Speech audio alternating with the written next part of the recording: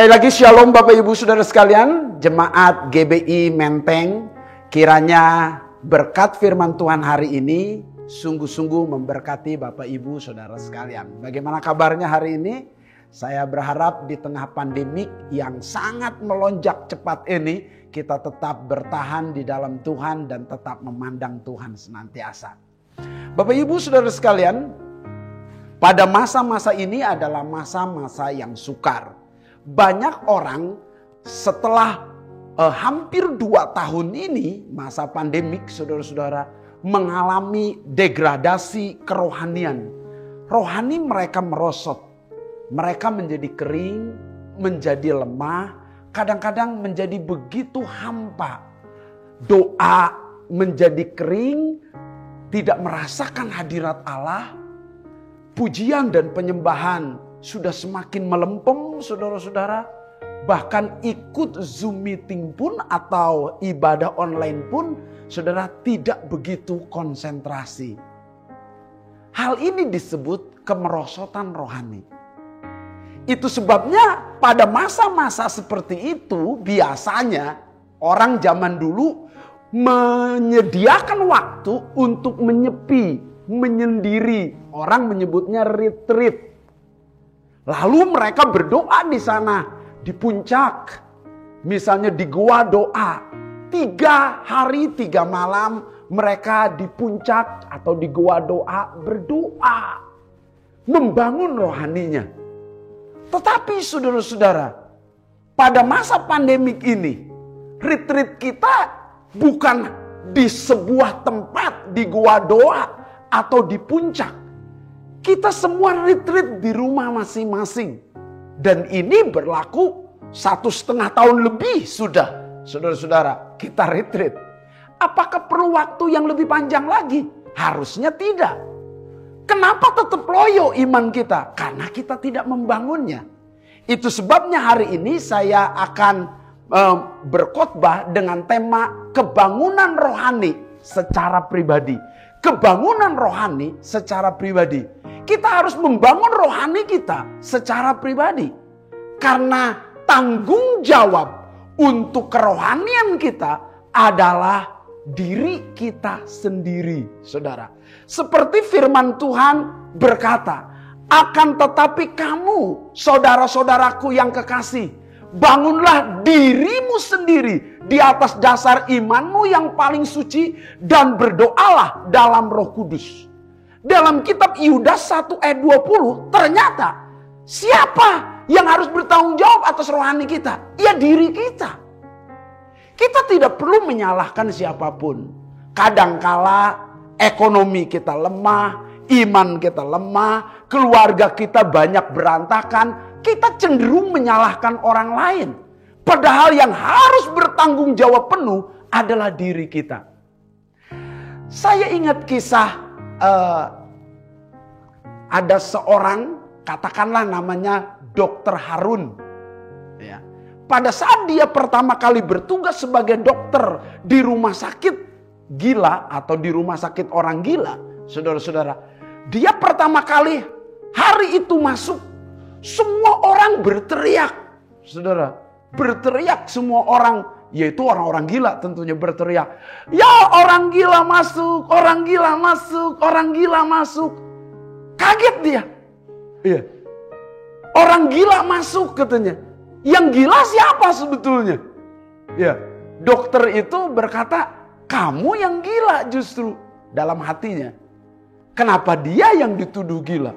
Semua orang menuduh dokter itu gila, saudara-saudara. Dan mereka waras. Pelajaran apa yang didapat dari kisah ini? Jelas sekali saudara-saudara. Bahwa perkataan orang begitu banyak, yaitu demokrasi bilang gila, gila, gila. Yang gila adalah mereka sebetulnya. Yang normal adalah dokter itu.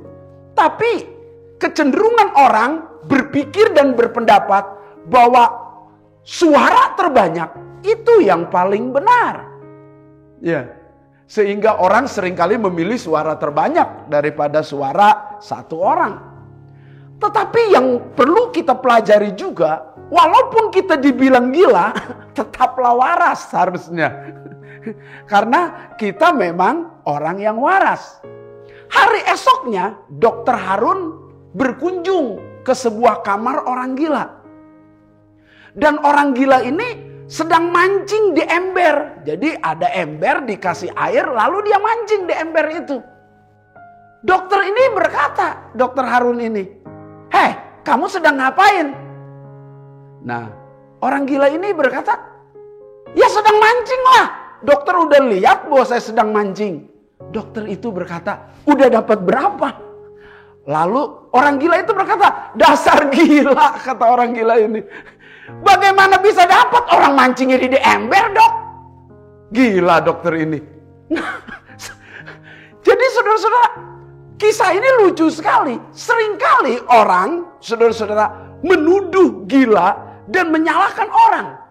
Dalam kerohanian kita sendiri seringkali mencari-cari siapa yang salah dan siapa yang bertanggung jawab. Kalau ada penyakit, kalau ada kemiskinan, kalau ada kegagalan, kalau ada kekacauan, keadaan rohani yang terpuruk, merosot, bahkan masa pandemik seperti ini, siapa yang disalahkan? Pemerintah. Siapa yang disalahkan? Orang lain. Saudara-saudara, sebaiknya kita menjadi orang Kristen betul-betul sejalan dengan Yudas pasal 1 ayat 20 ini. Akan tetapi saudara-saudaraku yang kekasih, bangunlah dirimu sendiri di atas dasar imanmu yang paling suci dan berdoalah dalam Roh Kudus. Itu sebabnya hari ini saya mengupas tema ini, kebangunan rohani secara pribadi. Karena itu tanggung jawab kita. Itu tanggung jawab kita secara pribadi. Hanya saja bagaimana Pak Apin supaya kita bisa mengalami kebangunan rohani secara pribadi. Kalau kita melihat di dalam kitab 1 Raja-Raja pasal yang ke-18 ayat 41 sampai dengan ayat 46, Alkitab berkata demikian. 1 Raja-Raja pasal 18 ayat 41 sampai 46 berkata demikian. Kemudian berkatalah Elia kepada Ahab, "Pergilah, makanlah dan minumlah, sebab bunyi derau hujan sudah kedengaran." Lalu Ahab pergi untuk makan dan minum. Jadi Ahab pergi untuk makan dan minum. Tetapi Elia naik ke puncak Gunung Karmel. Nah, ini sebuah perbedaan. Yang satu cuma makan dan minum, yang lain naik ke puncak Gunung Karmel. Saudara-saudara, menghadap Tuhan. Lalu ia membungkuk ke tanah dengan mukanya di antara kedua lututnya. Setelah itu ia berkata kepada bujangnya, "Naiklah ke atas, lihatlah ke arah laut." Lalu bujangnya naik ke atas, lalu melihat dan berkata, "Tidak ada apa-apa." Kata Elia, "Pergi sekali lagi." Lalu dilihat. Pergi sekali lagi, lalu dilihat. Tidak ada apa-apa. Pergi lagi dan lihat lagi. Tidak ada apa-apa. Sampai berapa? Demikianlah sampai 7 kali, saudara-saudara. Pada ke-7 kalinya, akhirnya berkatalah bujangnya, "Wah, awan kecil sebesar telapak tangan timbul dari laut."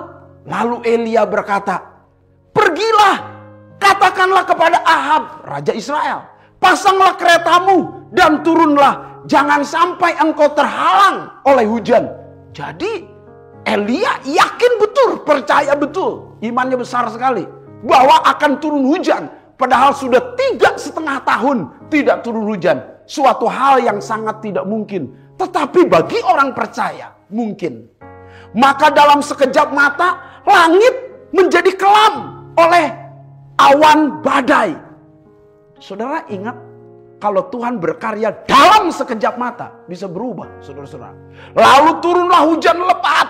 Ahab naik kereta lalu pergi ke Jizreel, saudara-saudara. Tapi kesusul hujan, saudara-saudara. Tetapi kuasa Tuhan berkata atau berlaku atas Elia. Ia mengikat pinggangnya, lalu berlari mendahului Ahab sampai ke jalan yang menuju Jizreel. Saudara-saudara yang dikasih oleh Tuhan, dalam pembacaan kita ini adalah sebuah kisah zaman Elia mengalami sebuah keterpurukan kerohanian, kehancuran ekonomi, kelaparan di mana-mana karena 3,5 tahun tidak turun hujan. Saudara, ini yang disebut bencana. Sehingga timbul sakit penyakit, kemiskinan, kegagalan, ekonomi morat-marit, dampak dan akibat yang begitu besar sekali. Kerohanian Israel begitu merosot, tidak mengandalkan Tuhan lagi. Dan Ahab menjumpai Elia, menyalahkan Elia. Padahal Ahablah salah satu penyebab utama penderitaan bangsa Israel. Karena Ahab menyembah berhala. Terkadang kita menuduh orang lain penyebab masalah kehidupan kita. Padahal diri kitalah penyebab masalah itu. Seperti orang gila tadi. Menuduh orang lain gila padahal dia yang gila. Menuduh dokter gila padahal dia yang gila. Saudara-saudara, terkadang kita sering terbalik demikian.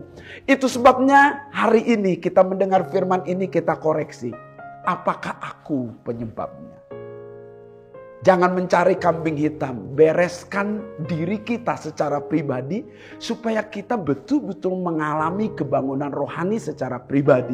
Kalau pribadi kita mengalami kebangunan rohani, kita bisa membagikan kepada istri atau suami atau anak kita atau keluarga kita. Setelah itu bisa kita bagikan kepada jemaat yang kita layani atau jemaat yang kita jumpai.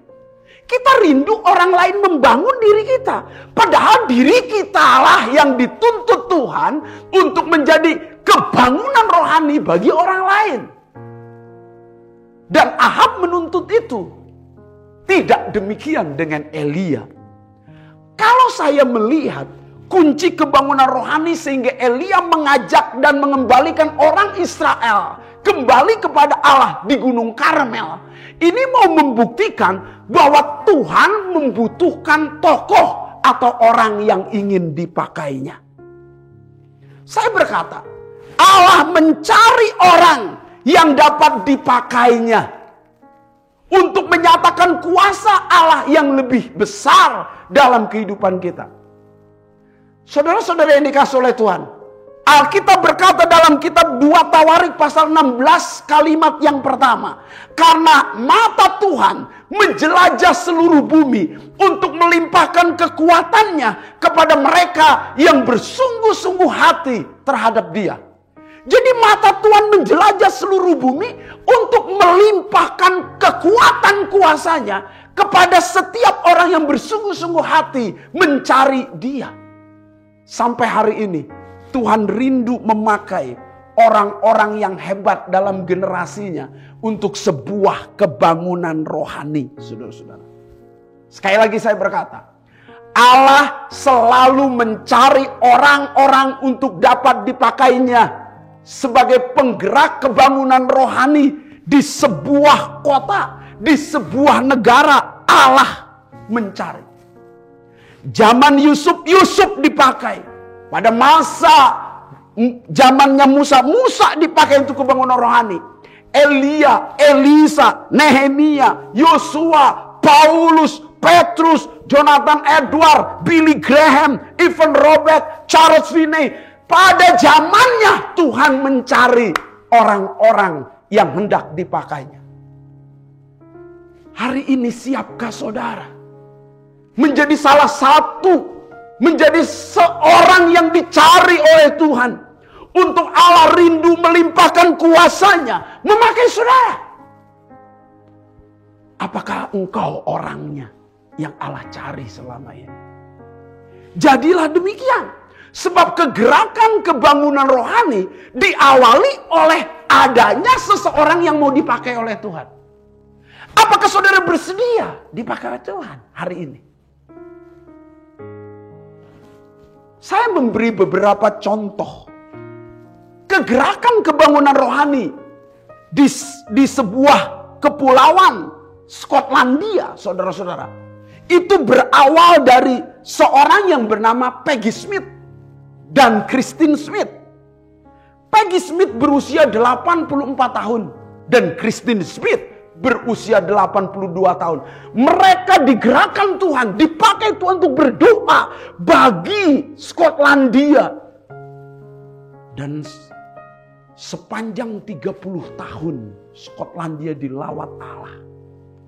Hingga keluar di sana orang-orang hebat seperti David Flood, saudara-saudara. Orang-orang hebat. Ya. Keluar dari sana tokoh-tokoh hebat, besar, yang hebat. Saudara-saudara, itu diawali oleh Peggy Smith dan Christine Smith. 84 dan 82 tahun kakak beradik ini. Mungkin saudara berkata, Pak Apin, saya sudah tua. Bagaimana saya bisa menggerakkan orang lain menjadi hebat? Allah tidak perlu mencari orang yang kuat, yang pintar, yang cerdas atau bergelar. Allah mencari orang yang mau. Yang Alkitab katakan, mata Tuhan menjelajah seluruh bumi untuk melimpahkan kekuatannya kepada mereka yang apa? Bersungguh-sungguh hati terhadap Dia. Kalau saudara mau bersungguh-sungguh hati untuk dipakai Tuhan, sekalipun usia saudara 84 tahun, Allah bisa pakai kok. Contoh lain penggerak kebangunan rohani adalah Evan Robert. Saudara-saudara, Evan Robert, saudara-saudara, hanya pegawai tambang, tidak berpendidikan tinggi. 11 tahun dia berdoa untuk Inggris. Dan akhirnya Inggris mengalami kebangunan rohani. Tidak berpendidikan. Anak muda. Dipakai Tuhan secara luar biasa. Tidak ada alasan engkau berkata, Pak, saya masih muda, Pak. Jadi tidak mungkin dipakai Tuhan. Hanya pegawai rendahan. No. Allah hanya mencari orang yang mau dilimpahkan kekuatannya. Karena ia mau dan bersungguh hati terhadap Tuhan, Tuhan akan melimpahkan kuasanya. Sehingga ia menjadi orang yang mau dipakai Tuhan secara luar biasa. Kebangunan rohani di New York, saudara-saudara, berawal dari seorang yang bernama Patrick Kilpatrick berdoa 7 tahun buat New York. Dan akhirnya New York dilawat Tuhan, saudara-saudara. Dalam 2 tahun 1 juta jiwa diselamatkan. Mungkin engkau pendeta. Di Indonesia banyak pendeta. Apakah engkau orangnya yang mau dipakai Tuhan untuk menyatakan kuasa yang berlimpah-limpah? Kebangunan rohani di Florida, saudara-saudara.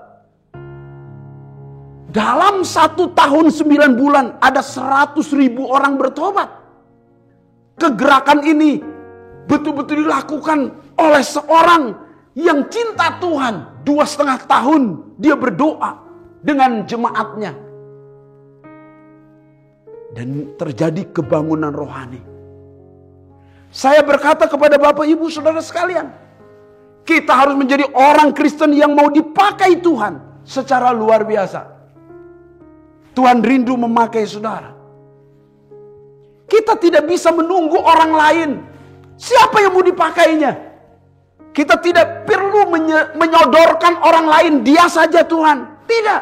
Saudara harus bergerak. Saudara jangan diam. Saudaralah orang yang rindu dipakai Allah untuk menyatakan kekuatan kuasanya.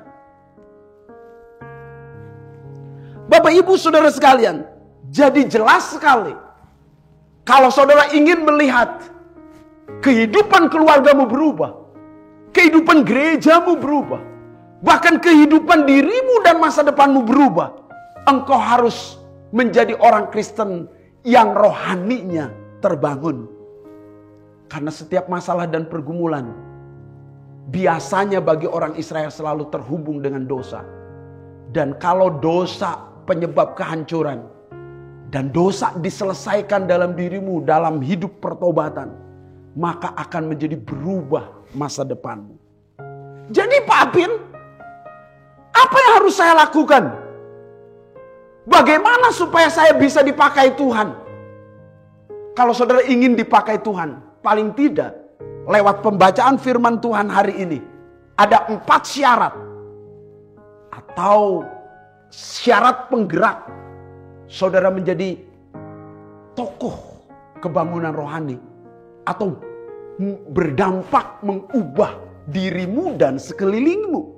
Saudara-saudara, apa syaratnya? Yang pertama, kalau saudara ingin dipakai Tuhan, saudara harus memiliki iman yang lebih besar dari orang lain. Syaratnya iman. Itu sebabnya tadi dikatakan bahwa Elia berkata kepada Raja Ahab, ayo segera persiapkan dirimu. Derau bunyi hujan sudah segera akan turun. Kok dia tahu bahwa derau hujan akan segera turun? Bagaimana dia tahu? Ternyata pada pasal 18 ayat 1-nya Tuhan sudah memerintahkan kepada Elia. Elia beritahu kepada Ahab, dia persiapkan karena akan datang hujan. Saudara-saudara, Elia sudah mendengar pesan Tuhan. Itu sebabnya dia begitu percaya. Pada saat melihat tanda awan sebesar telapak tangan saja, imannya sudah begitu besar. Segera perintahkan kepada Ahab, beritahukan, segera perlengkapi kereta kuda, turun supaya perjalanannya tidak terhalang hujan. Jadi yakin betul akan ada hujan. Karena begitu percaya. Iman Elia besar. Kalau saudara ingin dipakai Tuhan, iman saudara harus lebih besar. Mengapa Elia begitu percaya? Karena ia sebelumnya sudah mendengar suara Allah. Iman itu timbul dari pendengaran. Dan pendengaran akan firman Kristus. Itu dasarnya. Jadi kalau saudara berkata, Pak Apin bagaimana supaya iman saya besar? Ada 3 kunci supaya iman saudara besar. Yang pertama, baca Alkitab. Yang kedua, baca Alkitab. Yang ketiga, baca Alkitab. Kok sama aja Pak Apin? Iya, hanya penekanannya, ketekunan, terus menerus, tidak berhenti. Baca Alkitab. Mengapa? Karena Alkitab katakan iman timbul dari apa? Pendengaran. Dan pendengaran akan firman Kristus. Baca Alkitab. Kalau bisa bersuara supaya terdengar. Dan engkau praktekkan, akan timbul iman. Saudara-saudara, lewat engkau mempraktekkan firman, engkau melihat beberapa kejadian dan peristiwa, sehingga imanmu terus menerus bertumbuh. Iman kita bertumbuh. Baca firman Tuhan. Praktekkan, saudara-saudara. Sebab kalau kita tidak praktekkan, iman hanya sekedar iman. Sebab iman tanpa perbuatan mati. Saudara, baca firman Tuhan. Praktekkan firman Tuhan. Nah, kalau tidak membaca, bagaimana bisa mempraktekkan firman Allah? Saudara-saudara. Ini syarat pertama. Kalau saudara ingin membangun rohanimu lebih baik, yang pertama, saudara harus menjadi orang Kristen yang memiliki iman yang besar. Bangunlah dirimu lewat membaca firman Allah dan mempraktekkan konsisten untuk hal itu. Sehingga imanmu bertumbuh dan semakin dewasa. Katakan amin. Kalau iman saudara bertumbuh, engkau bisa menjadi berkat bagi orang lain. Syarat yang kedua, saudara-saudara, semangat, antusias. Syarat yang kedua, kalau kita ingin menjadi orang Kristen, ingin membereskan rohani kita, terjadi kebangunan rohani dalam diri kita, kita harus memiliki semangat yang lebih dari orang lain. Kita punya antusiasme yang lebih dari orang lain. Banyak orang beriman. Saya menjumpai banyak orang Kristen yang percaya Yesus. Tetapi belum tentu bergairah, bersemangat, berantusias. Contohnya saja, misalnya kisah dari Yunus. Yunus itu percaya kepada Tuhan, tapi melarikan diri dari panggilan. Yunus itu percaya kepada Tuhan, akhirnya terpaksa dia berkhotbah di Niniwe. Suksesnya luar biasa. Niniwe bertobat. Bahkan seluruh kota Niniwe gempar dengan berita itu.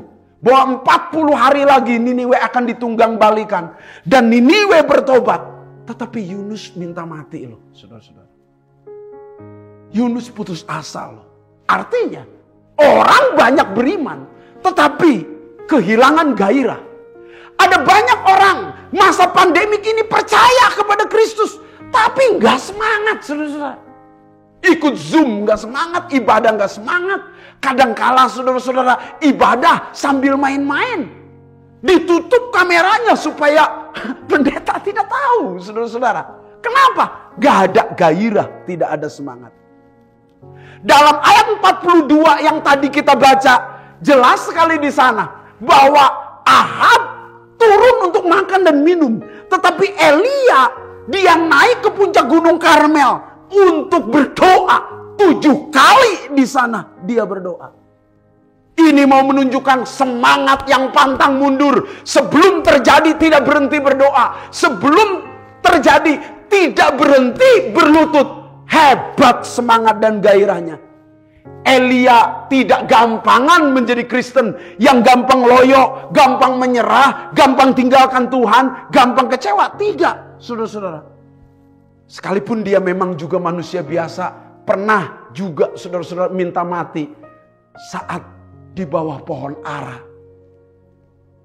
Dan malaikat Tuhan melayani Elia, saudara-saudara. Kadang-kadang saya berkata begini kepada Bapak Ibu saudara-saudara. Mungkin engkau mengalami kelemahan, keputusasaan, tapi jangan berlarut-larut. Mungkin engkau mengalami kesedihan dan duka karena ada yang meninggal dari COVID-19 keluargamu. Tapi jangan sampai berlarut-larut. Saudara sedih, it's okay. Saya pun pernah mengalaminya. Karena istri saya 11 hari di rumah sakit COVID-19. Antara mati dan hidup, saudara-saudara. Tetapi saudara-saudara yang dikasih oleh Tuhan, ya jangan terus-menerus mengeluh. Jangan terus-menerus loyo, sedih, dan terus menyerah. No. Saudara harus bangkit. Bagaimana membangkitkannya? Lalu nunggu siapa Pak Apin? No.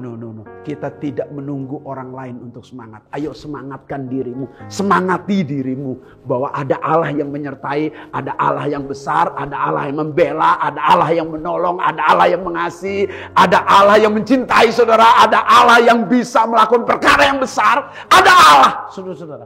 Ayo semangati dirimu. Kalau bukan saudara yang menyemangati diri saudara. Siapa lagi? Nunggu hamba Tuhan, nunggu pendeta, nunggu jemaat lain. Jemaat lain pun sedang nunggu. Kenapa tidak mulai dari saudara? Katakan amin. Katakan amin. Kenapa tidak mulai dari saudara? Ayo semangat. Semangat baca Alkitab. Semangat berdoa. Semangat beribadah. Semangat saudara kerja. Semangat saudara-saudara dalam kehidupan. Tiap hari mengucap syukur. Itu tanda orang semangat. Jangan menyerah. Syarat yang ketiga, kalau ingin dipakai Tuhan untuk sebuah kebangunan rohani, sehingga timbul kebangunan rohani, harus punya ketekunan. Ia seorang yang harus memiliki ketekunan lebih daripada orang lain. Ketekunan apa Pak Apin? Salah satunya di sini, Elia tekun berdoa. Sampai 7 kali dia berdoa sampai terjadi mujizat. Saudara jangan berhenti baru berdoa sekali. Jangan berhenti baru berusaha sekali. Jangan berhenti baru pelayanan sekali. Engkau menghadapi kegagalan, benturan, tantangan. Saudara berhenti. No. Ada banyak orang saudara-saudara dalam dunia usaha. Mudah sekali kecewa dan berhenti. Sehingga gak pernah ada kemajuan. Sama dengan berdoa. Saudara baru 1 kali berdoa sudah berhenti. Tidak bisa. Saudara harus terus. Dan hebatnya saudara-saudara, Elia mengalaminya. Mengapa Elia terlatih demikian? Dia banyak dilatih oleh Tuhan. Salah satunya Tuhan berkata kepada Elia, Elia kamu pergi ke sungai Kerit, di sana kamu diam. Elia ngapain di tepi sungai Kerit? Diam saja. Ngelihat ikan bergeleparan mati karena tidak ada air. Kering. Begitu. Tidak. Elia tekun di sana berlatih berdoa, berlatih kesabaran, berlatih karakter, berlatih ketekunan, berlatih dalam memuji Tuhan. Di sana dia retreat secara pribadi. Baru dia keluar jadi hamba Tuhan yang besar. Saya rindu Bapak Ibu Saudara-saudara, pada masa pandemi ini banyak orang Kristen retreat secara pribadi, bukan 3 hari, bukan 5 hari, tetapi beberapa tahun ini retreat kita di rumah masing-masing, supaya bila ini selesai, keluar menjadi orang-orang hebat di sana. Ini tentu bagi orang yang mengerti rencana Allah, mengerti kehendak Allah. Dia mengerti, berarti ada waktu Tuhan. Ini masa mempersiapkan diri untuk menjadi orang yang hebat di dalam Tuhan. Mari, seperti Elia naik ke puncak gunung Tuhan. Sekarang kita berlatih naik ke puncak gunung Tuhan untuk retreat berjumpa dengan Tuhan dan tekun di dalamnya. Yang terakhir, yang keempat. Kalau kita ingin menjadi orang Kristen, menjadi pelopor kebangunan rohani, kita harus memiliki kuasa yang lebih dari yang lain. Di dalam ayat 46 berkata, tetapi kuasa Tuhan berlaku atas Elia. Saudara-saudara, mengapa Elia bisa melakukan mujizat yang luar biasa, membangkitkan orang mati, bisa menurunkan api dari sorga, saudara-saudara, bisa melakukan perkara-perkara yang besar? Mengapa? Jawabannya sederhana, karena Elia diurapi oleh Roh Kudus. Bapak Ibu Saudara sekalian, iman tidak cukup tanpa semangat. Semangat dan iman saja tidak cukup tanpa ketekunan. Ketekunan saja tidak cukup tanpa kuasa Allah. Jadilah orang Kristen yang memiliki kuasa. Seperti murid-muridnya dihinggapi kuasa Roh Kudus. Dinaungi kuasa Roh Kudus. Hingga mereka bergerak membawa kebangunan rohani di berbagai tempat, di berbagai situasi, di berbagai masalah, menjadi berkat bagi orang. Bagi bangsa-bangsa, bagi keluarga. Selamat bagi Bapak Ibu Saudara sekalian yang rindu dipakai oleh Tuhan dan rindu mengawali kehidupan dengan kebangunan rohani secara pribadi. Bangkitkan iman saudara, bangkitkan semangat saudara. Terus tekun di dalam doa dan minta pengurapan kuasa Roh Kudus. Engkau akan berubah. Dan perubahan dalam hidupmu akan mengubah orang lain. Dan pada saat orang lain mengalami perubahan, berdampak bagi bangsa dan negara.